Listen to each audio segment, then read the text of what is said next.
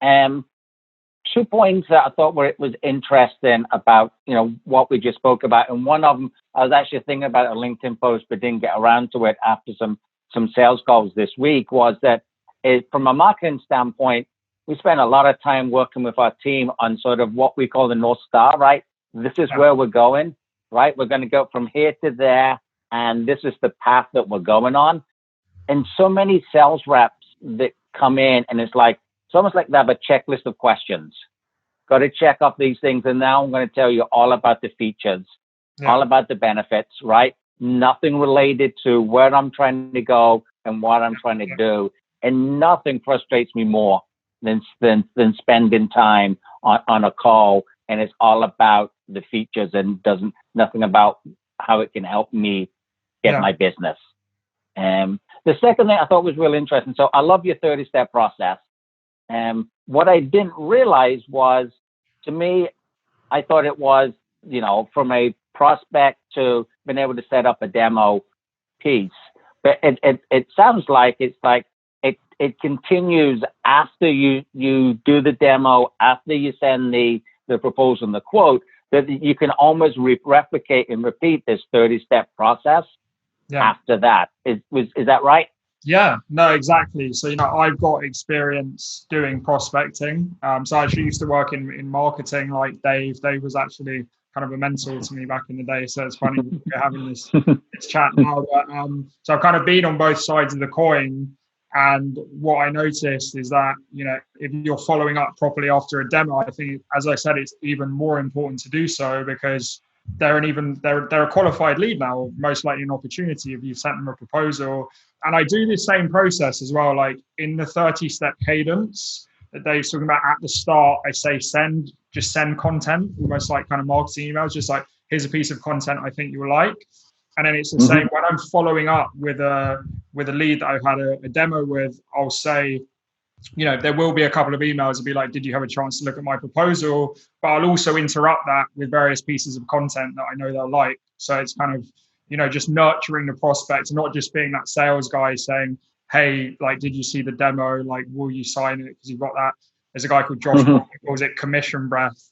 It's actually like sharing stuff that's useful to them. Interesting. So if people want to get the 30-step, can you give me a link and I'll include it here so that people can contact you to get it? Yeah, I unfortunately only have it as a PDF, which I'll send to you. So this is quite funny because I was on a podcast about a month ago, and I was taking I was going to say a rude word there, but making fun of myself because I basically put a post on LinkedIn saying, this is a very marketing thing. I said, never post stuff as PDFs, always share them as web pages because people have to go to the website. And still with my cadence, which is my most viral piece of content, I haven't made it into a web page. I've only got a PDF, I'm afraid. That's funny. I was on a sales call earlier today, and one of the questions I was asking, and then is, how's coronavirus impacting that salesperson from what they're dealing with? So, you're deep in that.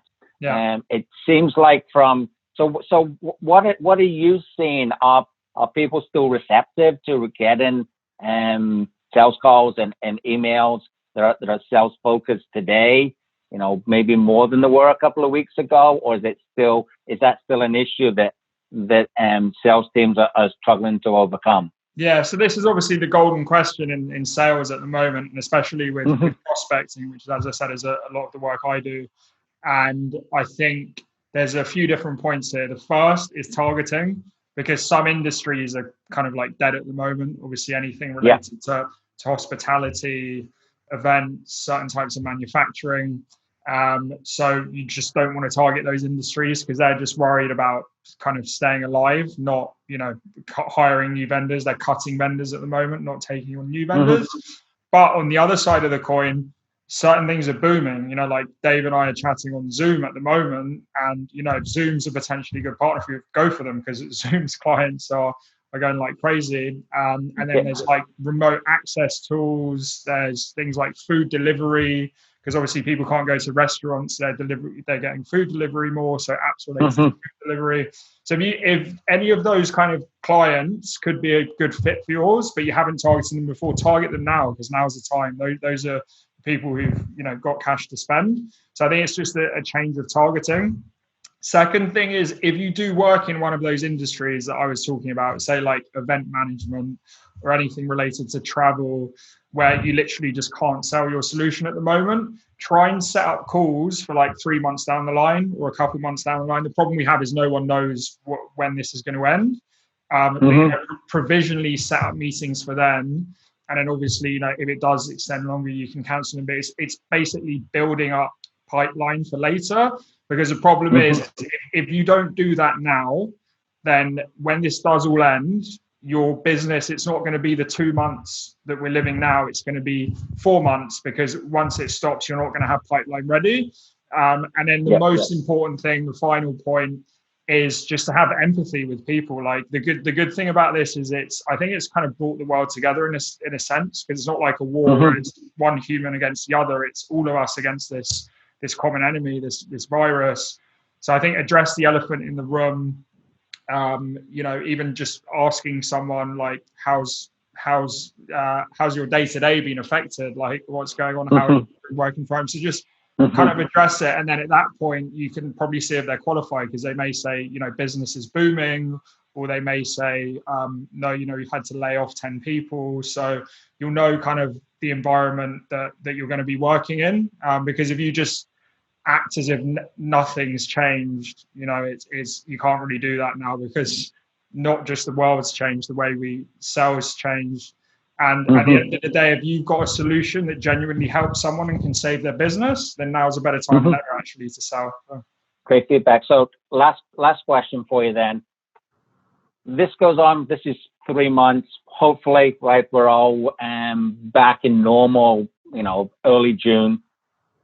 Do you think this changes the sales process after 3 months of, enforced work from home, Zoom calls, things of that nature?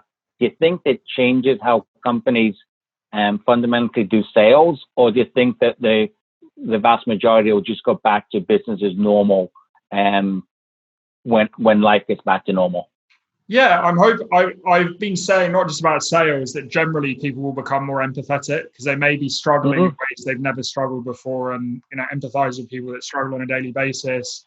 And I think people are putting these posts out as if it's like mind-blowing that, oh, now you don't need to sell, you need to be helpful. Well, that was the case last year as well. It's just people weren't doing it. So hopefully we'll actually see people becoming better salespeople. Yeah. So that's kind of on the messaging side. And then just generally, I think we're going to see a lot more remote salespeople, because I think there's probably going to be a lot of salespeople that are working from home now that are liking it, that haven't done it before, and 2 salespeople that are actually doing really well and like crushing their quota. And then they'll say, oh, can I work from home? And companies will be like, well, yeah, fine, because he's been doing it for the last 3 months and it's been working. So I think we'll see a kind of move towards that. As I said, so Dave and I are actually chatting just before we started the interview, I've been working on and off remotely for a while, and I do see the benefit of being in the office, but I do think companies need to have a lot more flexibility with remote workers as well. So it's kind of that balance between actually seeing people in person, but also not having to commute 10 times a week to an office. I think that will be a big change as well. Brilliant. Thank you, Michael. As always,